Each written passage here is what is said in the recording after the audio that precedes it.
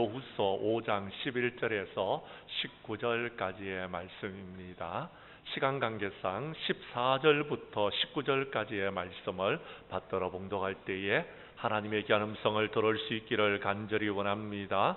그리스도의 사랑이 우리를 강권하시는도다. 우리가 생각하건대 한 사람이 모든 사람을 대신하여 죽었은즉 모든 사람이 죽은 것이라. 그가 모든 사람을 대신하여 죽으심은 살아있는 자들로 하여금 다시는 그들 자신을 위해서 살지 않고 오직 그들을 대신하여 죽었다가 다시 살아나신 이를 위하여 살게 하려 함이라.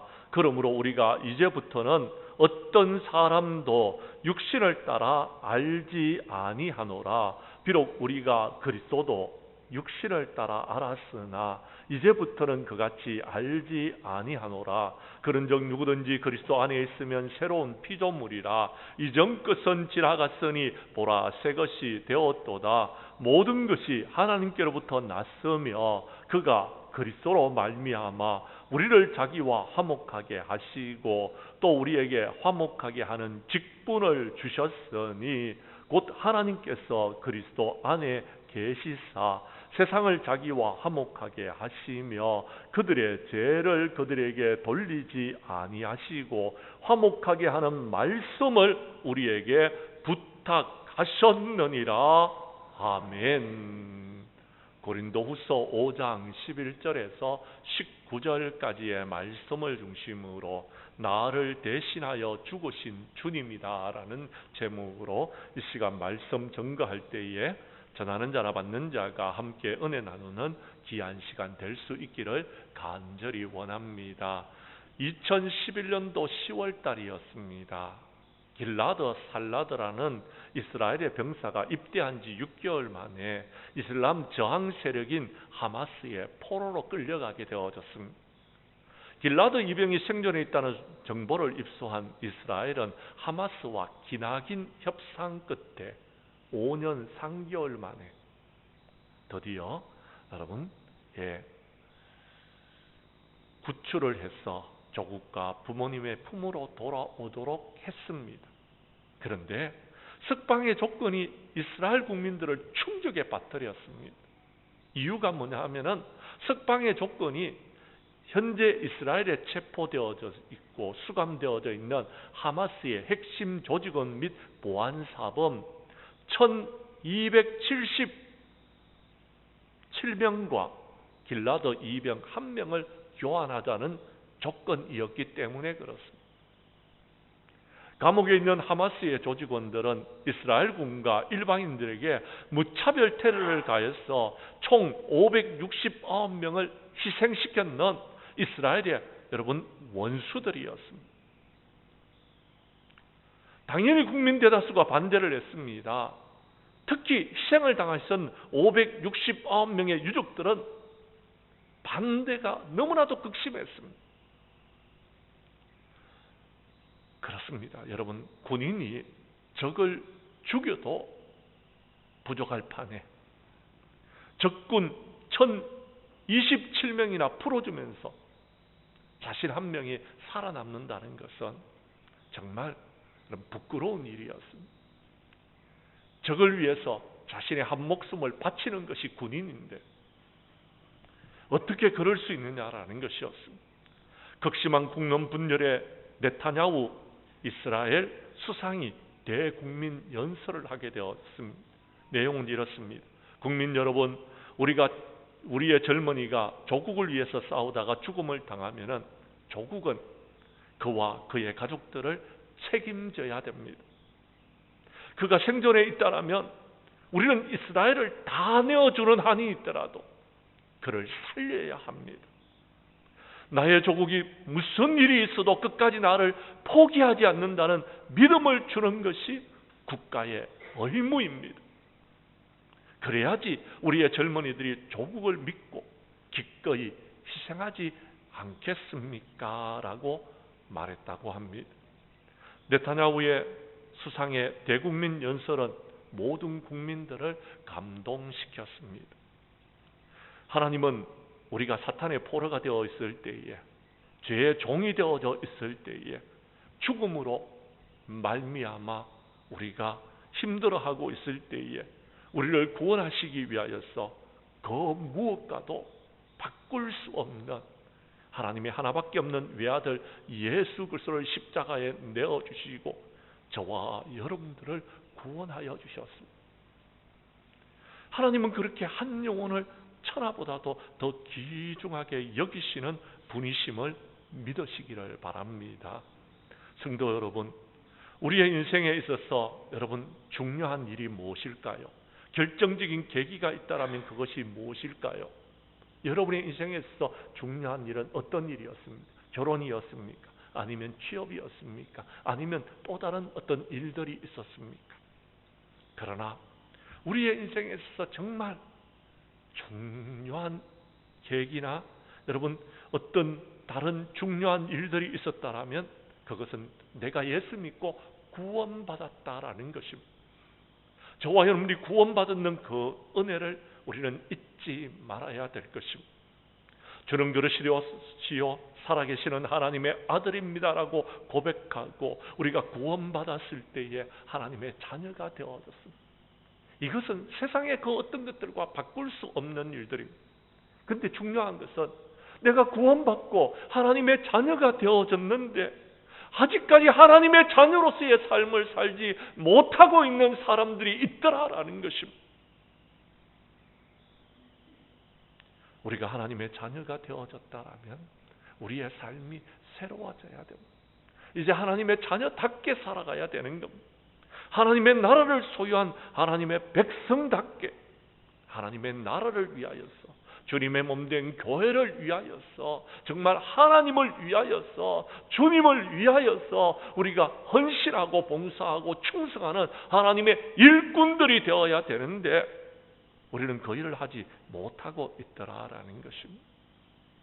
왜 그렇습니까? 구원받았던 그 은혜를 잊어버렸기 때문에 그렇습니다. 나를 위하여 대신하여 죽으셨던 그 주님을 우리는 생각하지 못하고 있기 때문은 아닙니까?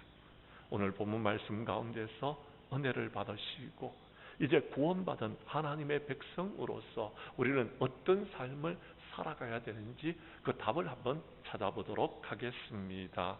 성경 말씀 14절의 말씀을 봐주시기를 바랍니다. 예수님께서 십자가에 죽으신 것은 저와 여러분들의 모든 죄를 구원하시기 위하여서 십자가에 대신 죽으신 것입니다. 14절의 말씀을 여러분이 읽어 주십시오. 시작.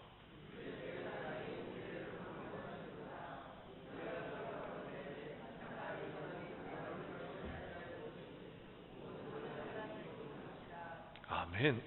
오늘 성경 말씀 14절에 보면 대신이라는 단어가 있습니다.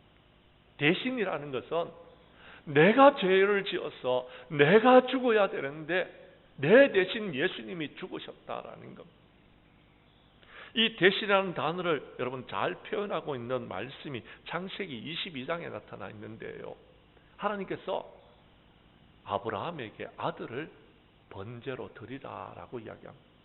아브라함이 그게 순종합니다.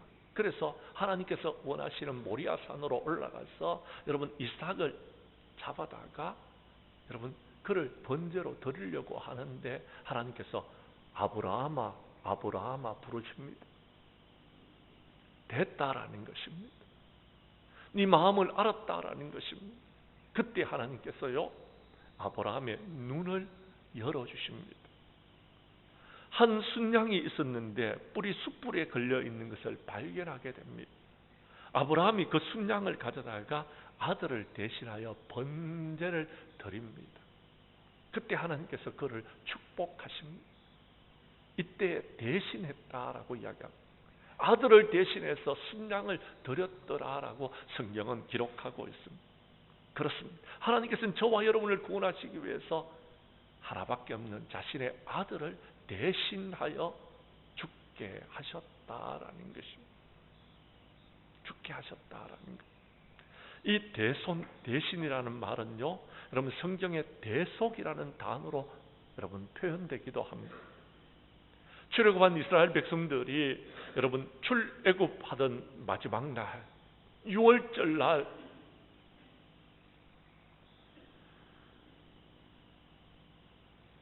아들 중에서 처음 난 모든 사람들이 다 죽임을 당하는 역사가 있었습니다.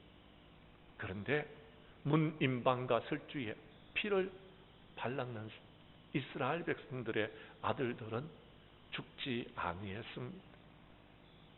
그래서 그들이 출애굽을 하게 되어졌습니다. 그 이후에 하나님께서는 그들에게 유월절을 지키고 무교절을 지키면서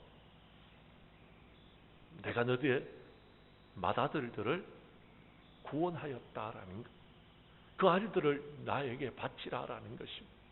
그 아들의 생명을 대속하기 위하여서 속전을 드리라라고 이야기합니다. 그 아들을 대신하여서 레위인들이 하나님의 전에 봉사하라라고 말씀하신다라는 것입니다. 그렇습니다. 우리 예수님은 바로 자신의 목숨을 많은 사람의 대속물로 주기 위하여서 이 땅에 오신 것입니다. 성경 말씀 한 곳을 찾도록 하겠습니다. 마가복음 10장 45절의 말씀을 여러분이 읽어 주십시오. 시작.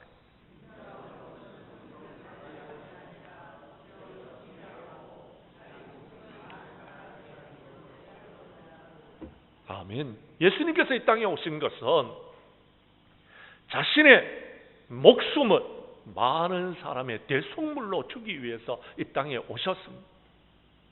그래서 저와 여러분이 구속함을 받고 이 자리에 있는 것입니다. 우리가 그렇게 구원함을 받았다면 이제 무엇을 해야 될까요? 그것을 우리가 이 답, 말씀 가운데서 답을 찾아가야 되는 것입니다. 가룟 유다가 예수님의 제자로 부름을 받았어 제자로서의 사명을 감당하지 못하고 예수님을 십자가에 못 박는 일들을 감당했습니다. 그리고 스스로 목숨을 끊었습니다.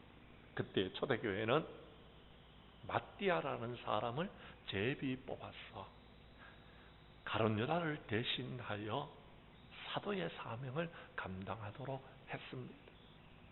대신했다라는 것입니다. 주님이 십자가에 못 박혀 죽으시고 저와 여러분을 구원하시고 이제 부활하신 후에 성천하셨습니다. 우리에게 사명을 맡겨주셨습니다. 우리는 정말 주님을 위해서, 주님의 몸된 교회를 위해서, 하나님을 위해서, 하나님의 나라를 위해서 일하는 자들이 되어야 된다라는 것입니다. 그 일을 위해서 주님께서 죽으신 것입니다. 우리 교회 성도님들은 이번 사순절 기간에 나를 죄에서 구원하신 그 주님을 만날 수 있기를 바랍니다. 그리고 십자가를 지신 주님을 깊이 묵상하고 예수님께서 내 죄 때문에 돌아가셨다는 사실을 깊이 깨닫는 저와 여러분들이 될 수 있기를 간절히 원합니다. 간절히 원합니다. 두 번째, 오늘 성경 말씀 15절의 말씀을 봐주시기를 바랍니다. 자, 이렇게 십자가의 은혜로 구원받은 우리는 어떻게 살아가야 될까요? 그 답을 여러분 한번 찾아주시기를 바랍니다. 주님을 위해서 살아야 됩니다. 15절 말씀을 여러분이 읽어 주십시오. 시작.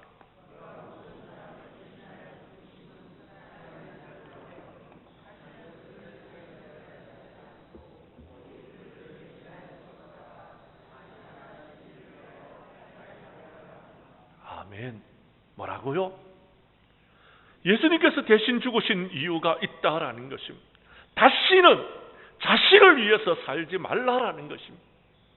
그런데 우리는 우리 자신들을 위해서 살라고 보다니까 여러분 가정에 어려움을 줍니다. 교회에 문제를 일으킵니다. 심지어는요, 내가 속해 있는 모든 곳에서 힘들고 어려운 삶을 살아가게 된다라는 것. 왜요? 자기 자신을 위해서 살아가고 있으니까. 근데요, 오늘 성경은 뭐라고 이야기합니까? 이제는 더 이상 자기 자신을 위해서 살지 말고 그들을 대신하여 죽었다가 다시 살아나신 예수님을 위해서, 하나님의 나라를 위해서, 주님의 몸된 교회인 교회를 위해서 살아라라고 말씀하고 있다라는 것입니다. 십자가를 지신 주님을 위해서 사는 자들이 되어야 된다라는 겁니다.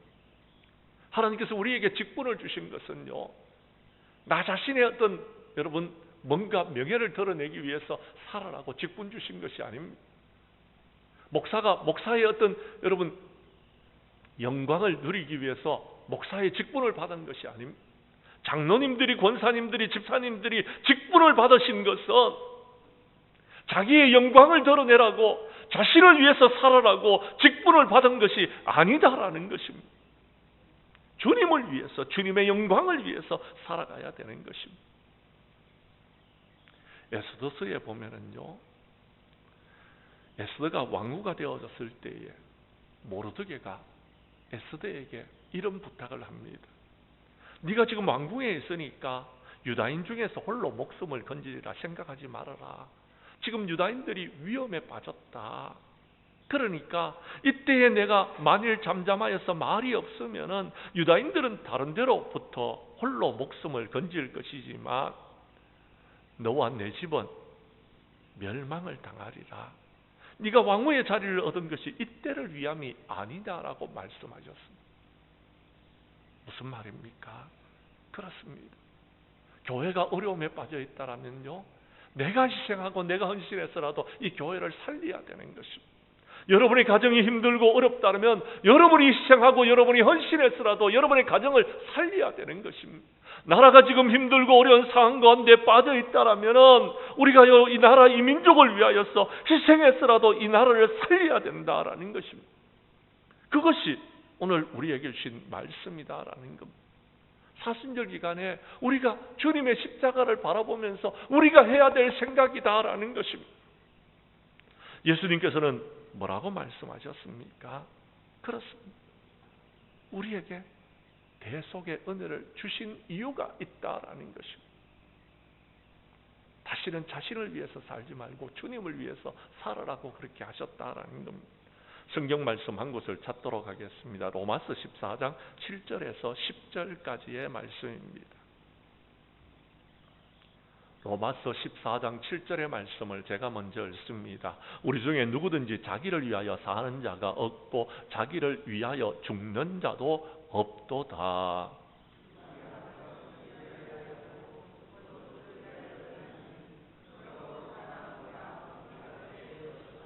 이를 위하여 그리스도께서 죽었다가 다시 살아나셨으니 곧 죽은 자와 산 자의 주가 되려 하심이라.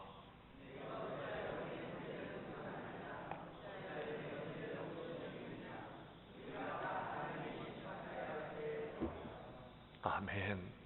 사랑하는 성도 여러분, 자신을 위해서 사는 사람들은요, 마지막 날 주님 앞에 섰을 때 심판받는다라고 말했습니다. 우리가 살아도 죽어도 주님을 위해서 살고 죽어야 되는 것입니다. 그럴 때 하나님의 심판대 앞에 섰을 때에 칭찬 듣는 사람들이 되어집니다. 오늘 성경은 말합니다. 마지막 날이 되어지면 우리가 하나님의 심판대 앞에 서는데 형제를 비판하고 형제를 업신여겼던 사람들, 그 사람은 다 심판을 받는다라고 말씀하여 주셨습니다. 예수님은 우리에게 말씀하시기를 누구든지 나를 따라오거든 자기를 부인하라라고 이야기합니다. 자기를 위해서 살지 말고 자기를 부인하라고요. 자기 십자가를 지고 주님을 따르라고요. 그렇게 말씀하셨습니다. 사도 바울은 예수님을 만나고 난 다음에 그가요, 남은 생애를 주님을 위해서 살아갔습니다. 성령님이 예루살렘에 올라가면 너 죽는다 가르쳐 주셨습니다. 그런데 그는요 이렇게 말합니다. 내가 달려갈 길과 주 예수께 받은 사명 곧 하나님의 은혜의 복음을 증언하는 일을 마치려 하면은 내 생명은 조금 더 귀하지 않습니다. 그러면서 그 길로 올라갔습니다.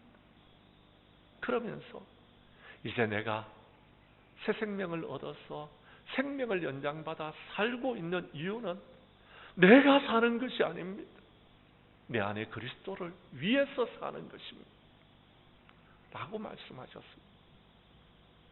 사랑하는 성도 여러분, 우리가 살아가야 될 이유는요, 주님을 위한 것입니다. 주님의 몸된 교회를 위한 것입니다. 하나님의 나라를 위한 것이 되어야 되는 것입니다. 우리 교회 성도님들은 이번 사순절 기간 십자가의 상에서 우리를 위해서 피를 흘리신 그 주님을 만나고 남은 생에는 이제 내가 살아도 주님을 위해서 죽어도 주님을 위해서 사는 저와 여러분들이 될 수 있기를 간절히 원합니다. 세 번째, 오늘 성경 말씀 속에서 우리 주님은 십자가에 못 박혀 죽으시고 저와 여러분을 구원해 주시면서 이제는 주님을 위해서 사는 구체적인 방법을 말씀하고 계십니다. 18절 말씀과 19절인데요. 세상에서 화목하는 직분을 우리에게 주셨다라고 말씀하십니다. 제가 18절을 읽을 테니 19절은 여러분이 읽어주십시오. 모든 것이 하나님께로부터 났으며 그가 그리스도로 말미암아 우리를 자기와 화목하게 하시고 또 우리에게 화목케 하는 직분을 주셨으니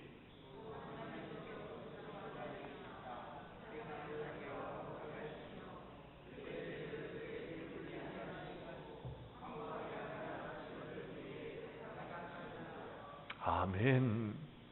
사랑하는 성도 여러분, 그렇습니다.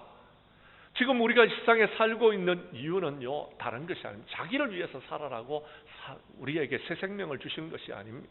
새로운 피조물이 되게 하신 것도 아닙니다. 하나님의 자녀가 되게 하신 것도 아닙니다. 이제 나의 남은 생에는 주님을 위해서 살아가는데 이 세상 가운데 있는 많은 사람들과 화목하게 살라고 그렇게 하셨다라는 것입니다.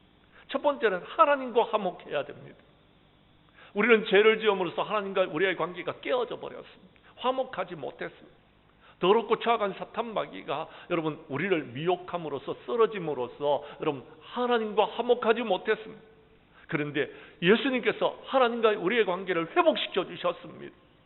자, 우리가 예수님과 관계 속에서 우리가 모든 것이 화목하게 되어졌다라면은 예수님이 화목제물이 되어져서 이제 모든 것을 화목함으로 살아가게 되어졌다라면 이제 더 이상 우리가 죄를 지음으로써 하나님과 우리의 관계를 깨뜨려서는 안 되는 것입니다. 화목하게 지내야 되는 것입니다.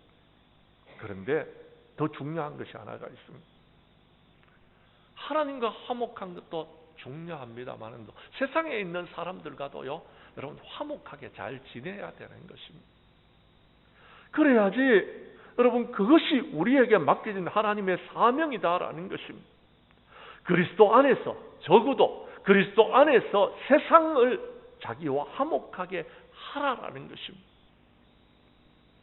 그런 말씀을 우리에게 부탁하셨다라고 성경은 말하고 있다라는 것입니다. 그래서 주님이 십자가를 지셨다라고 말씀하고 있는 것입니다. 그런데 왜 세상에 있는 사람들과 화목하게 지내지를 못하고 있습니까? 왜 형제들끼리 싸우고 있습니까? 왜 지금 여러분 이 좁은 땅덩어리 안에서 여러분 남북이 갈라져서 싸워야 되는 것입니다? 지구 한편에서는 전쟁이 끊이지 않고 계속해서 되고 있습니다. 오늘 우리 장로님도 기도하셨지만 너무나도 안타까운 일 아니겠습니까? 더 안타까운 일이 있습니다. 교회 안에서도 여러분 우리가 같은 성도들끼리 구원받은 하나님의 백성들끼리 서로 싸우고 있습니다. 우리가 싸우고 있는 그 대상은 누구입니까? 바로 내가 믿는 예수님께서 십자가에 못 박혀 죽으시사 피 흘려서 구원하신 하나님의 자녀 아닙니까? 근데 왜 우리가 그들과 싸워야 되는 것입니까? 가정에서 부부가 여러분 부모와 자식지간에 왜 싸워야 됩니까? 우리는 한 가정이잖아요. 한 가족이잖아요. 근데 왜 싸워야 되는지 이유를 모르겠습니다. 마태복음 5장 23절 이하 24절에 보면은 그러므로 너희가 예물을 제단에 드리려 하다가 거기서 내 형제에게 원망 들을 만한 일이 생각이 나거든. 예물을 제단에 두고 가서 먼저 형제와 화목하고 그 후에 예물을 드리라라고 말씀하셨습니다. 그것이 저와 여러분들이 해야 될 일이다라는 겁니다. 소금은 좋은 것입니다. 우리가 형제와 화목하기 위해서 소금을 바라보라라는 겁니다. 소금이 여러분 맛을 내려면 어떻게 해야 됩니까? 녹아져야 됩니다. 희생해야 되는 겁니다. 근데 나는 희생 안 하고 나는 녹아지지 아니하고 맛을 내려고 하니까 맛이 납니까? 그러니까 소금의 사명을 감당하지 못하는 겁니다. 화목하지 못하는 겁니다. 내가 희생하지 않으니까 여러분 교회가 시끄러운 겁니다. 내가 희생하지 않으니까 여러분 우리 가정이 힘들고 어려운 겁니다. 내가 희생하지 않으니까 이 나라 이 민족이 지금 이렇게 힘들고 어려운 상황 가운데 놓여져 있는 겁니다. 전 세계가 지금 싸우고 있는 것입니다. 우리 하나님께서는 말씀하십니다. 아무에게도 악으로 악을 갚지 말고 모든 사람 앞에서 선한 일을 도모하라고. 할 수 있거든 모든 사람과 더불어 화목하라고. 원수를 갚지 말고, 원수 갚는 것은 하나님께 맡기라라고 말씀하십니다. 왜요? 그건 하나님이 하실 일입니다. 내가 할 일 아니다라는 겁니다. 우리에게 맡겨진 것은 화목케 하는 직분입니다. 어떻게든지 화목하도록 여러분 일을 이끌어 나가야 되는 것입니다. 그래서 제가 목사가 되어졌습니다. 그래서 여러분이 장로님이 되시고 권사님이 되시고 집사님이 되신 것입니다. 그 일들을 우리가 감당해야 되는 것입니다. 우리 교회 성도님들은 이번 사순절 기간에 정말 나를 위해서 십자가에 못 박히신 주님을 생각하시고, 주님이 십자가에 못 박혀 죽으심으로 하나님과 우리의 관계가 화목하게 되어지고, 성도들과 이웃들과 더불어서 서로 사랑하면서 화목하라고 하시는 그 말씀을 기억하시고, 우리에게 주어진 직분, 화목하게 하라는 그 직분을 우리가 잘 감당하면서 정말 우리가 속해 있는 가정과 여러분 교회와 여러분 직장과 여러분 이 나라 가운데서 여러분의 귀한 직분을 잘 감당할 수 있기를 주님의 이름으로 간절히 축복합니다. 이제 말씀을 정리하려고 합니다. 사랑하는 성도 여러분, 사순절 4번째 주간입니다. 나를 위한 예수님의 십자가의 그 고난을 바라보시고 깊이 좀 묵상할 수 있기를 바랍니다. 주님이 왜 십자가에 못 박혀 죽으시는지를 생각할 수 있기를 바랍니다. 내 죄 때문에 그랬습니다. 내가 주님을 온전히 따르지 못했기 때문에 그랬습니다. 이제 여러분이 해야 될 일이 있습니다. 여러분들도 십자가를 지고서 주님이 걸어가신 그 길을 걸어가십시다.